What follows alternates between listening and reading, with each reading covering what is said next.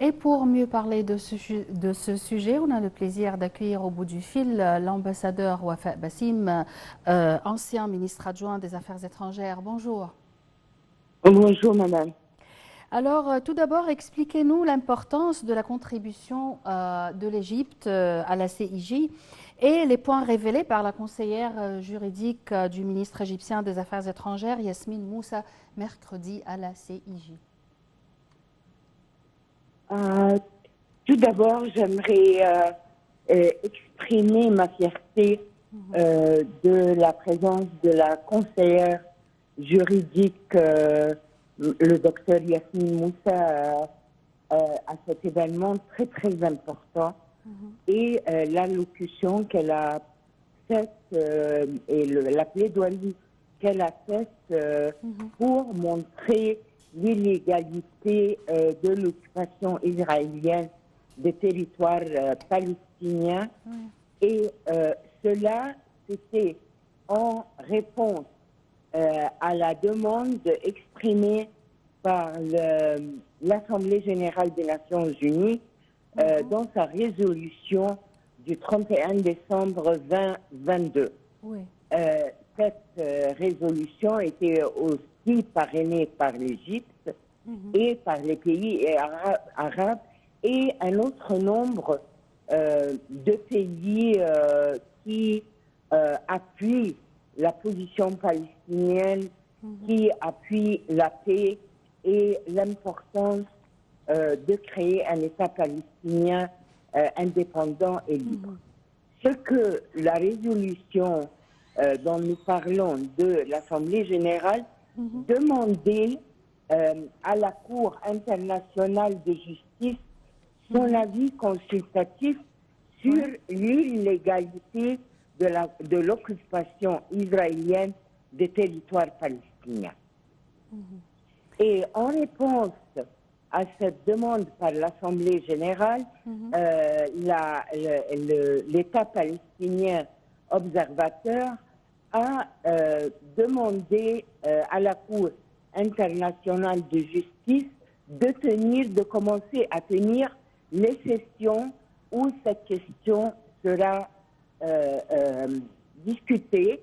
Et finalement, on va voir ce que la Cour va décréter comme avis consultatif. L'avis consultatif n'est pas comme la résolution du Conseil de sécurité. Donc, théoriquement, ce n'est pas un verdict, c'est un avis consultatif qui aide l'Assemblée générale, le Conseil de sécurité à prendre une décision quelconque, une résolution quelconque. La Cour, en ce moment, a discuté de deux grandes questions. La première est d'ordre purement juridique. Est-ce que la Cour internationale de justice a la compétence de donner cet avis ou non? Or, il y a un consensus et le résultat, c'est que la Cour a pleinement la compétence de donner cet avis consultatif sur l'occupation des territoires palestiniens. On vient maintenant à la plaidoirie de beaucoup de pays qui ont tablé leur nom pour donner leur point de vue, pour expliquer le point de vue et pour mettre ces points de vue-là dans le dossier.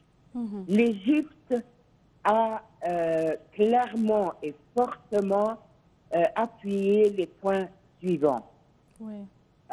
La première chose, que l'occupation illégale des territoires palestiniens a duré maintenant pendant 75 ans. Que les Palestiniens ont été évacués de leur territoire une première fois en 1948, ce qu'on appelle la Nakba, la première, et maintenant, elle a bien jeté la lumière sur le fait que cette Nakba est en train de se répéter. Donc, non seulement c'est une occupation brutale, atroce, qui cause des atrocités, un nombre de morts incroyable. Maintenant, nous sommes presque à 30 000 martyrs morts, certes, non seulement des Palestiniens civils, mais aussi des travailleurs des organisations internationales humanitaires. Oui. La plupart des pertes humaines, ce sont des femmes, des enfants et des personnes âgées. La deuxième chose, elle a argumenté sur l'illégalité de la politique de colonisation. Oui. Donc, une évacuation des Palestiniens de leur maison, de leur territoire, pour être occupés par des Israéliens sans aucun droit à cela et avec l'usage de la force. Le troisième point que la représentante égyptienne et qui reflète le point de vue égyptien, c'est les atrocités qui se répètent maintenant dans ce que Israël appelle un autodéfense. Oui. Or, là, c'est tout à fait, non pas seulement un mensonge, mais une grande fraude, puisque Israël est une force d'occupation, donc elle n'a pas le droit à l'autodéfense de la part des habitants originaux des territoires palestiniens, et aussi elle ne remplit pas ses responsabilités comme autorité d'occupation envers les habitants, les populations dans les terres qu'elle occupe. Finalement, il y a toutes les violations, que ce soit du droit humain, du droit humanitaire, du droit de la guerre et de la 4e Convention de Genève. Dans quelques jours, on aura l'avis consultatif de la CIG concernant ce problème. Est-ce qu'on va se cogner au mur d'un veto américain à la fin? Écoutez, l'avis consultatif devrait être porté à l'Assemblée générale et au Conseil de sécurité. Là, il faut savoir ce que la communauté internationale, surtout l'Assemblée qui a demandé cet avis, ce qu'elle veut en faire. Est-ce que maintenant, avec l'avis consultatif qui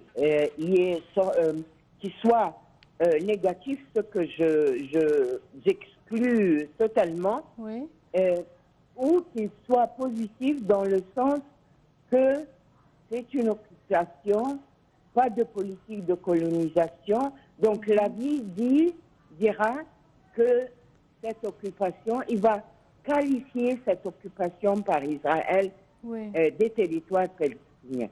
Qu'est-ce qu'on va en faire? C'est ce que la communauté et les membres de l'Assemblée générale, donc de l'ONU, vont décider.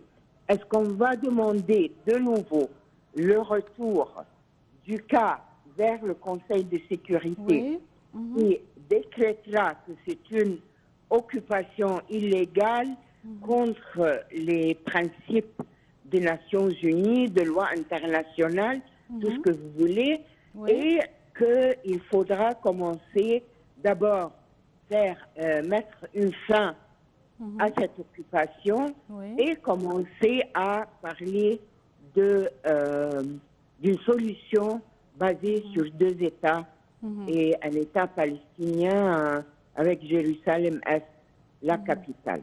Si on va au Conseil de sécurité, certainement on aura un veto américain s'il n'y a pas un autre. Comme nous l'avons vu dans cette dernière résolution, qui ne demandait qu'un cessez de feu humanitaire de longue durée pour qu'on puisse, disons, respirer et trouver un chemin valable Oui. pour terminer cette guerre. Espérons pour le mieux. Madame Oui. l'ambassadeur Wafa Bassim, merci pour vos éclaircissements. Vous êtes ancien ministre adjoint des Affaires étrangères. Malheureusement, notre temps arrive à bout. Merci, mesdames et messieurs, pour votre attention et à la prochaine.